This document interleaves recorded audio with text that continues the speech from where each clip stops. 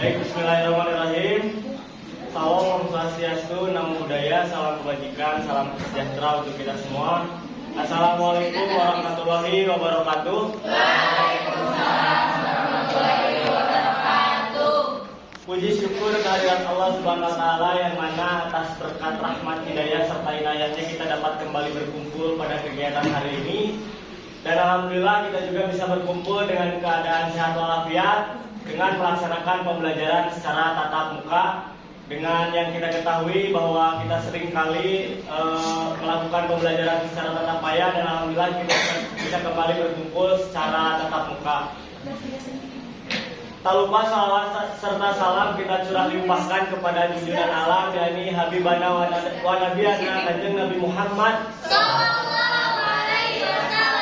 serta para sahabatnya, para tabi'atnya, serta kita selaku umatnya. Semoga kita selalu ada dalam lindungannya. Amin. Kepada Ibu Dr. Wiwin Herlina, MPD, selaku dosen pengampu mata kuliah Identifikasi Kebutuhan Belajar Kurikulum, dan teman-teman kelas B yang saya banggakan. Mungkin sebelum pada sesi presentasi, kami diberikan kesempatan untuk melakukan presentasi, namun alangkah baiknya kita melakukan perkenalan terlebih dahulu. Sebelumnya di sini saya Raja Inggris sebagai moderator dan ditemani beberapa rekan saya, diantaranya ada, silahkan. Izin perkenalkan, nama saya Wanda Muslimah dengan NPM 2110354. Ini saya sebagai anggota yang akan menyajikan materi.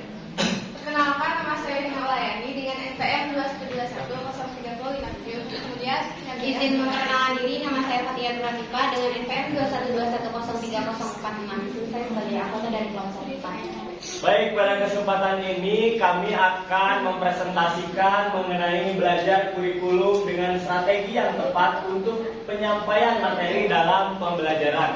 Dan teman-teman di sini yang saya banggakan, dimohon untuk bisa memperhatikan kami yang sedang presentasi, dan saya harapkan teman-teman bisa kondusif dan tidak berbicara. Baik, paham nih Pak? Paham. Terima kasih. Baik.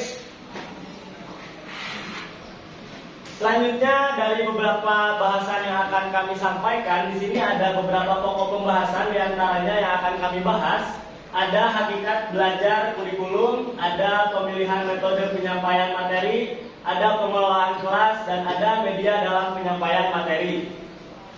Selanjutnya mungkin saya akan bahas terlebih dahulu mengenai hakikat belajar kurikulum. Sudah ada di poin yang sudah kami sajikan. Menurut Jamarah pada tahun 2011 dalam jurnalnya di bab 15 sampai 17, dan halaman 15 sampai 17. Mohon maaf. Hakikat belajar adalah perubahan tingkah laku, maka dari itu ada beberapa perubahan tertentu yang dimasukkan ke dalam ciri belajar. Belajar bertujuan untuk mengadakan sebuah perubahan. Nah, untuk hakikat kurikulum sendiri adalah acuan sebuah lembaga untuk membentuk citra dan aturan sekolah untuk mewujudkan cita-cita dan tujuan yang telah dirancang.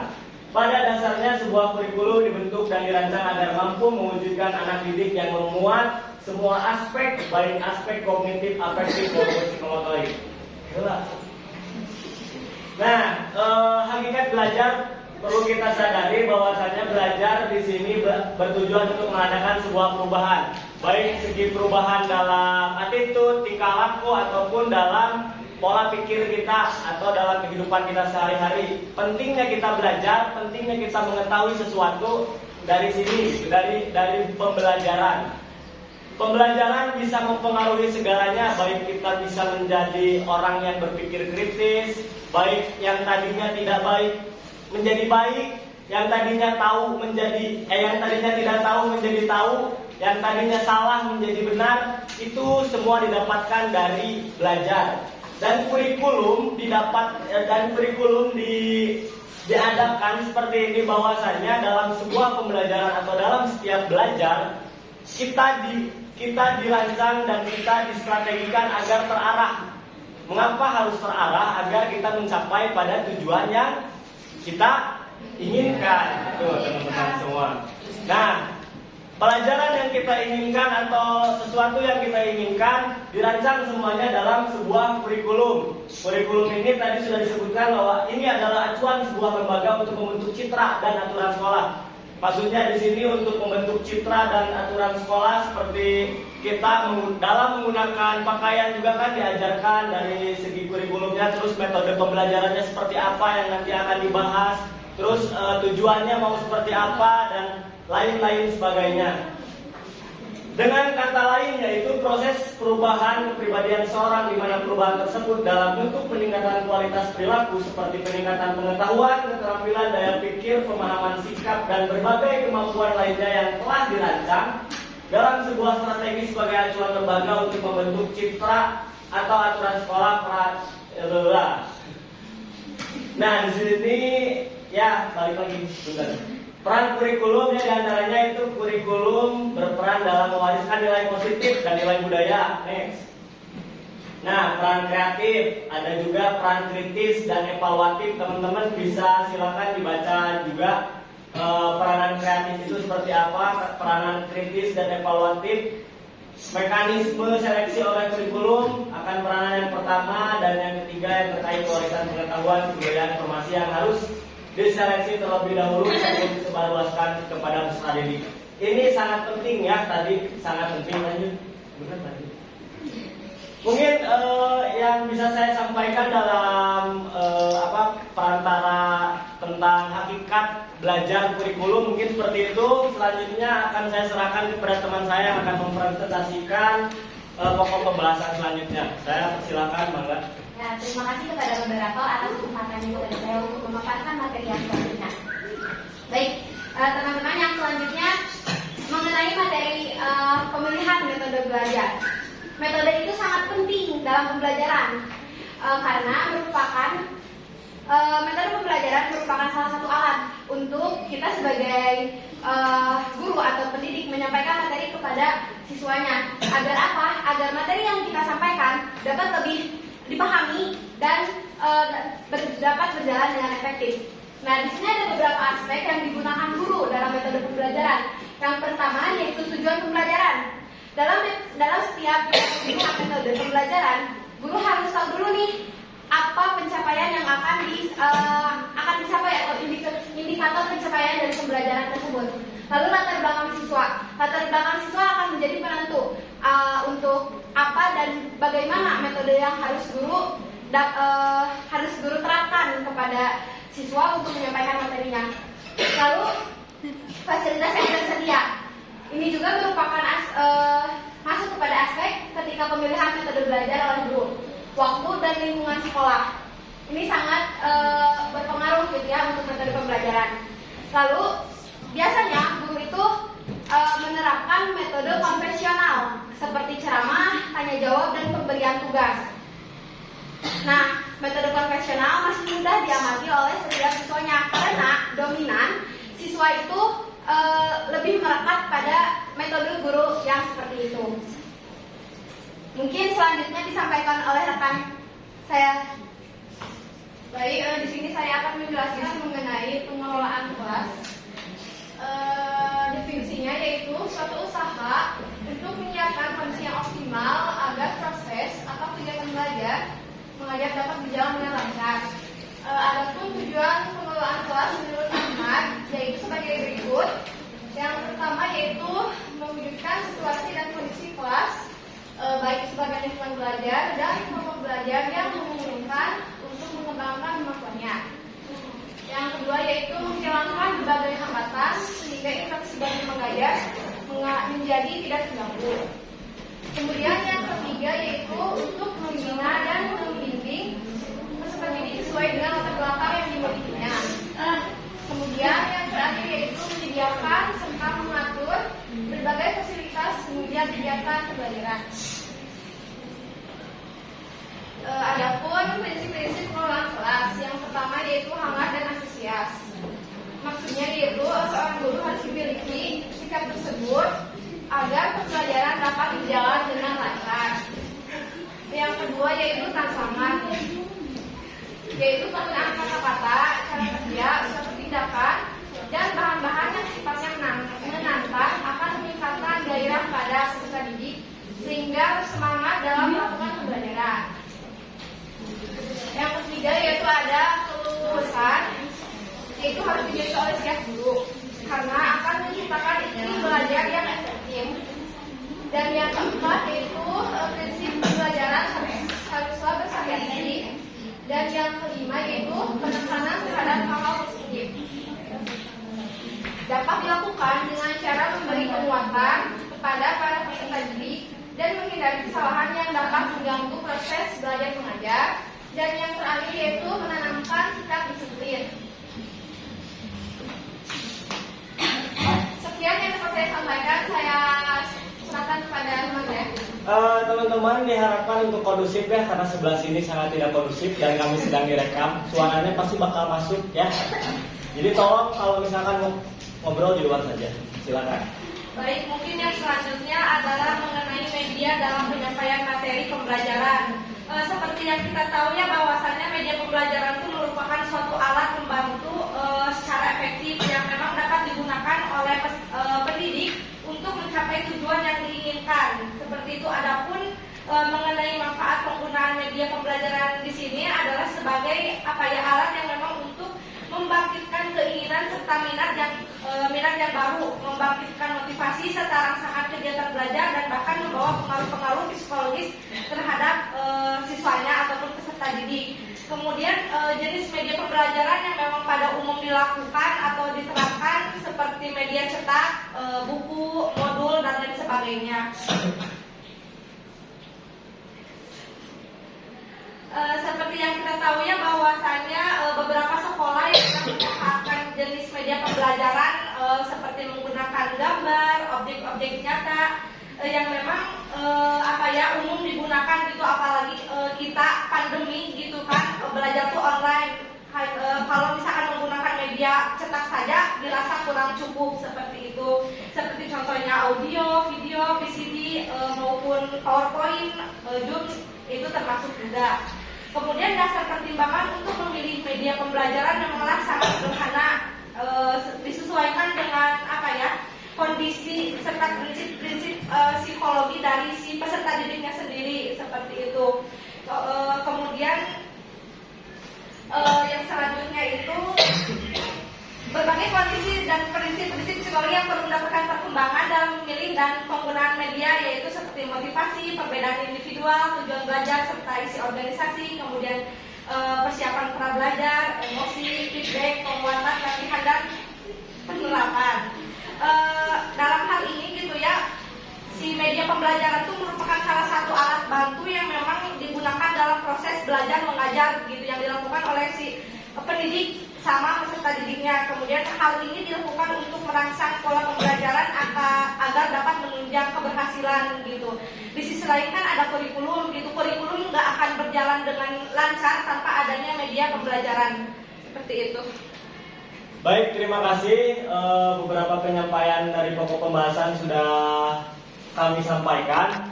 Barangkali dari teman-teman semua, apakah masih ada yang perlu ditanyakan dan apakah masih ada yang belum dipahami? Silakan untuk ditanyakan.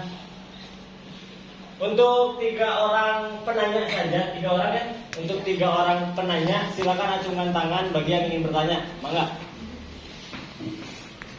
Fajar Pradana. Siap. Siap. Silakan Fajar Pradana. Izin bertanya sambil duduk atau berdiri? Berdiri. Lihat HP soalnya ada di sini. Settingan sendiri. Jadi saya mau bertanya soal ada beberapa aspek yang digunakan oleh guru untuk menentukan metode pembelajaran. Salah satunya adalah latar belakang siswa. Nah, misalnya ada 1 sampai 2 orang yang siswanya itu memiliki keterbelakangan dalam urusan mental. Apakah guru tersebut harus menyesuaikan kepada 1 atau 2 orang tersebut, atau tidak menghiraukan 2 orang tersebut karena masih banyak juga yang tidak memiliki keterbelakangan mental? Itu. Lama dulu. Sudah siap. Terima kasih dari kami atas pertanyaannya, dan mungkin untuk rekan-rekan saya apa mau langsung dijawab atau tampung dulu? Oke, silakan yang lainnya. Apakah ada yang ingin? Oke, silakan Renaldi. Perkenalkan, nama saya Muhammad Nali Rahadian dengan NPM 21203053. Izin bertanya. Nah, seperti tadi yang telah dijelaskan bahwa kan kurikulum proses perubahan kepribadian seseorang, di mana perubahan tersebut dalam bentuk kualitas perilaku seperti peningkatan pengetahuan, keterampilan, daya pikir, kemampuan dan maupun kemampuan yang lainnya. Nah, pertanyaannya, bagaimana sih solusi yang dapat dilakukan untuk mengatasi permasalahan bila kala seorang pendidik belum maksimal dalam mengelola kelas, sehingga kurikulumnya ini disampaikan itu menjadi tidak tersampaikan secara penuh dan peserta didik pun tidak mengalami perubahan yang signifikan. Terima kasih. Baik, terima kasih kepada Renaldi yang sudah memberikan pertanyaannya. Barangkali ada satu lagi pertanyaan. Kali masih ada satu slot lagi pertanyaan. Silakan bagi yang ingin bertanya. Tidak ada ya? Oh, berarti luar biasa teman-teman semua sudah pada memahami ya apa yang sudah kami. Dan semoga betul-betul memahami ya. Baik, untuk dua pertanyaan tadi, Renaldi dengan pertanyaan Fajar Pradana, mungkin izinkan kami sekitar 5 menit untuk mendiskusikan jawabannya terlebih dahulu, untuk kami mencari jawaban-jawaban dari Renaldi dan Fajar. Maka dari itu, silakan teman-teman, ayo. Izin tambah juga ya buat teman-teman, jikalau punya jawaban tambahan boleh ya disiapin juga gitu. Jadi nantinya ada diskusinya aktif udah dari kita aja. Ya. Baik, seperti itu mohon harap ditunggu dan teman-teman tetap kondusif ya. Kondusif.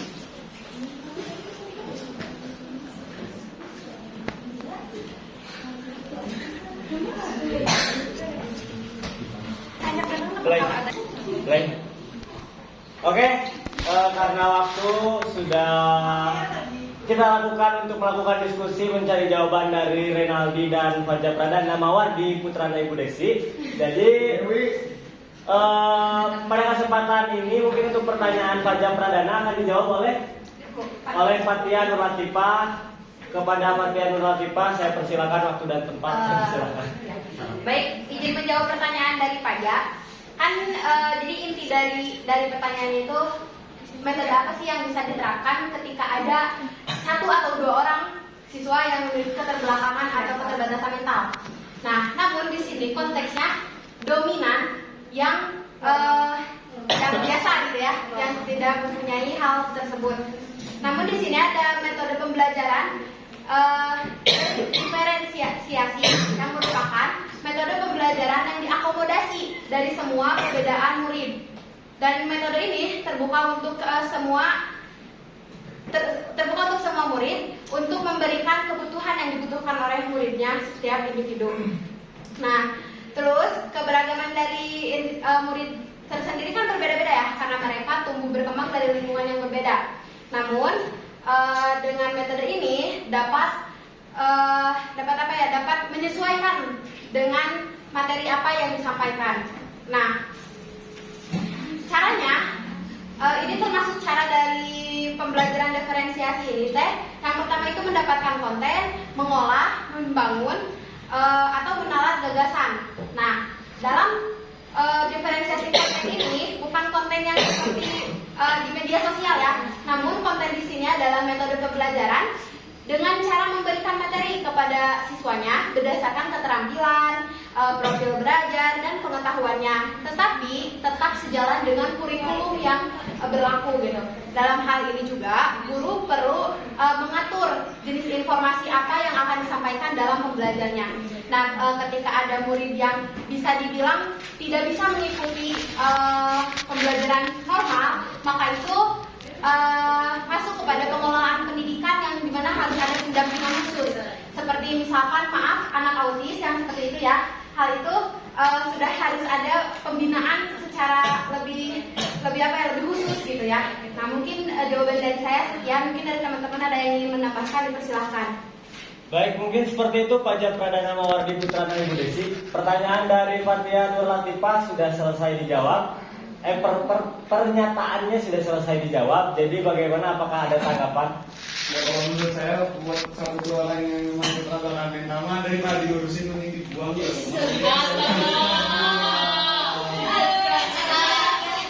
Bukan dibuang, tapi lebih di pendampingan khusus gitu ya. Pendampingan khusus. Jadi bukan dibuang, kalau dibuang itu terlalu tidak manusiawi mungkin. Dimigrasikan lagi.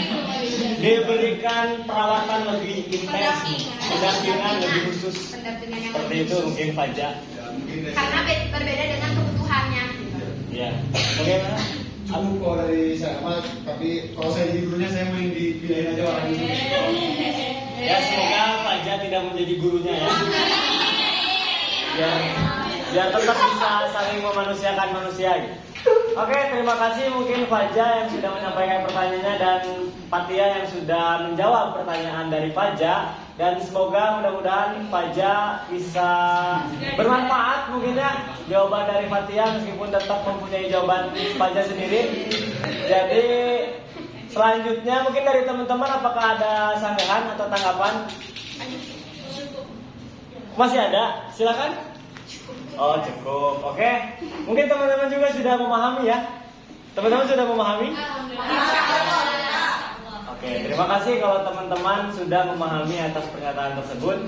Dan selanjutnya pertanyaan Renaldi akan dijawab oleh Wanda Muslimah. Kepada Wanda Muslimah, waktu dan tempat saya persilakan. Baik, terima kasih moderator. Mengenai pertanyaan dari saudara Ray, solusi untuk pendidik agar maksimal dalam mengelola kelas. Seperti yang kita tahu kan dari pihak pemerintah serta ini juga udah berusaha semaksimal mungkin agar si pendidik itu bisa mengelola kelas itu dengan baik, itu dengan maksimal, dengan berhasil lah intinya mah. Seperti dari pemerintah itu kan udah ada upaya untuk PPG tuh. PPG sendiri itu adalah merupakan program pendidikan profesi guru yang memang bertujuan untuk menghasilkan guru yang memiliki kompetensi pedagogik, sosial, kepribadian dan profesional dalam profesinya seperti itu. Adapun dari si pendidiknya itu sendiri yang bisa dilakukan agar maksimal dalam mengelola kelas, yang bisa dilakukan adalah selalu melibatkan si peserta didiknya seperti itu. Kita harus paham bagaimana keadaan peserta didiknya, harus bisa menyampaikan aturan yang memang disenangi oleh si peserta didiknya. Jadi jangan bertolak belakang seperti itu. Kemudian bangun komunikasi yang baik. Nah, komunikasi yang baik itu kan seorang pendidik tuh harus bisa gitu menjalin komunikasi yang baik itu dengan peserta didiknya seperti apa dan bagaimana seperti itu. Kemudian amati serta pahami gitu perilaku dari setiap orang, dari setiap individu peserta didiknya itu seperti apa. Mungkin si ini mah yang kalau dijelasin itu agak lemot sedikit, kita tuh harus bisa memahami gitu serta mengetahui dari seperti itu. Kemudian berikan dukungan secara dalam belajarnya gitu, jangan motivasi belajar, jangan misalkan ngajar kasih materi udah gitu nggak kasih motivasi sama dukungan apa-apa. Mungkin dari saya seperti itu. Terima kasih bagaimana. Terima kasih jawabannya. Saya sendiri cukup. Oh, baik, tanggapan dari Ray sudah cukup. Dan barangkali dari rekan-rekan semua masih apakah ada tanggapan lain? Cukup. Oh, teman-teman juga sudah memahami ya, luar biasa. Luar biasa. Pas di videonya. Bagus. Terima kasih Ray yang sudah menyampaikan pertanyaannya dan Wanda Muslimah yang sudah menjawab pertanyaannya. Semoga Ray dan Faja benar-benar bisa mendapatkan manfaat dari jawaban-jawaban kami, ya. Dan semoga Ray dan Faja juga tetap tidak merasa puas agar Faja dan Ray bisa terus menggali informasi mengenai hal tersebut. Dan teman-teman juga jangan terlalu puas dengan jawaban-jawaban dari kami ya. Teman-teman juga apabila ada yang ingin ditanyakan, apabila ada yang tidak dipahami, silakan saja gitu. Jadi jangan ragu-ragu gitu. Bukannya begitu ya Bu? Baik. Selanjutnya mungkin langsung aja kesimpulan. Selanjutnya mungkin karena sudah tidak ada tanggapan dari teman-teman, sudah tidak ada pertanyaan lagi dari teman-teman, dan saya rasa mungkin teman-teman sudah memahami apa yang kami maksudkan dan apa yang kami presentasikan di sini. Mungkin kami akan sedikit menarik kesimpulan mengenai pembahasan belajar kurikulum dengan strategi yang tepat untuk penyampaian materi dalam pembelajaran, yaitu kenyamanan dalam belajar itu menjadi prioritas seorang peserta didik atau warga belajar.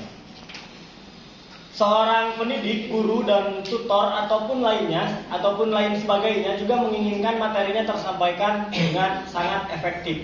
Maka di sini pendidik atau tutor perlu membuat metode pembelajaran yang diharapkan bisa menyenangkan sekaligus dapat dipahami dengan baik. Belajar memiliki tujuan untuk mengadakan perubahan dalam diri, di antara lain tingkah laku.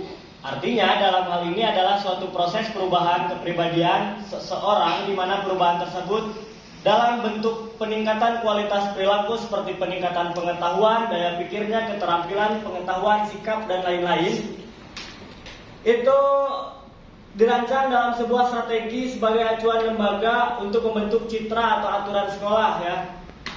Tujuan-tujuan dari pelajaran yang bersifat prosedural, psikomotorik, serta terstruktur dengan baik diajarkan setahap demi tahap. Sangat baik kalau guru menggunakan pembelajaran secara langsung.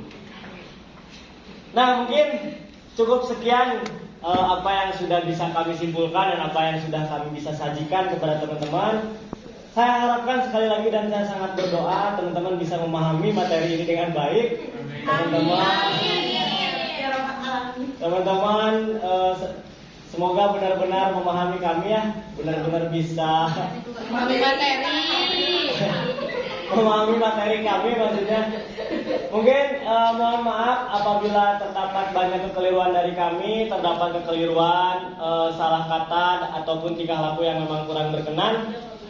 Saya ucapkan terima kasih sekali lagi atas perhatiannya. Terima kasih juga teman-teman sudah dapat hadir.